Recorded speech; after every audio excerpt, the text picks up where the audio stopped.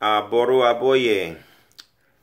Malcolm Gladwell is one of my favorite writers. He's a super dynamic thinker. You probably know his work, The Tipping Point. It's a book wherein Malcolm Gladwell describes how 10% of a population can then influence and move the consciousness and the behavior of 90% of the population. Okay. Now, I was introduced to Malcolm Gladwell many years ago in my work as a part of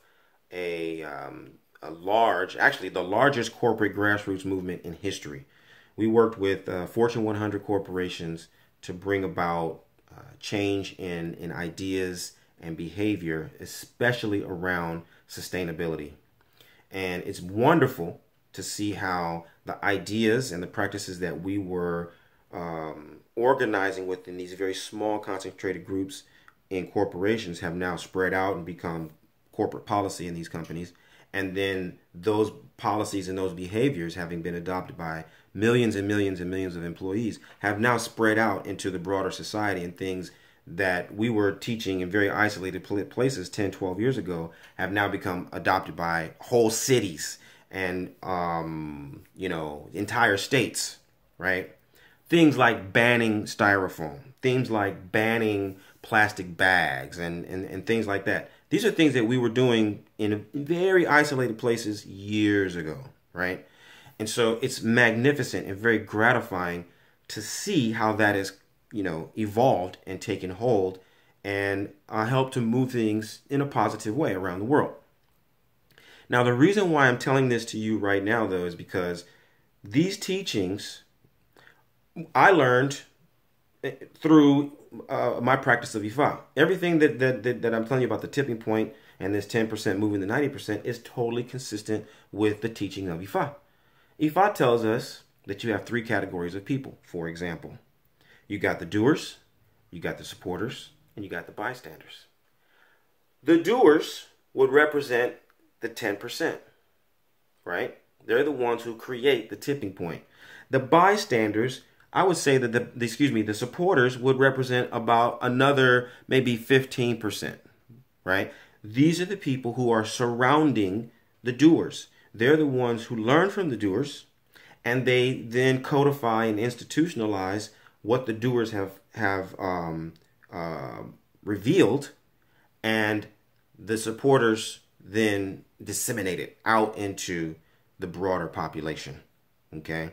And they become movements, right? This is how a movement takes place.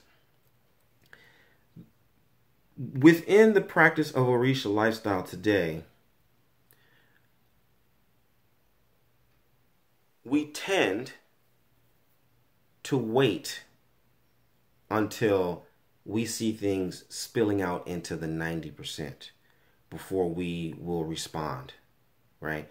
When the 90% is talking about mermaids, we're talking about mermaids.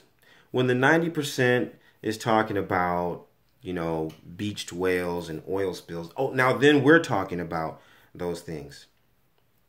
But that's a reactionary kind of a reality that doesn't befit people who are diviners. We're the ones who are charged with foretelling and foreseeing and anticipating trends and being on the front end. But that requires courage on your part. It requires an understanding within you that you can see something that 90% of the people aren't going to necessarily see. And you don't need all 90% of them to see everything all the time. You just need 10% of the people to see what is to be. And you need to bring a consensus within that 10% as to how we're going to now present that out into the world, and have the patience and the discipline and the follow through to make sure that that idea and that vision comes to fruition. Okay.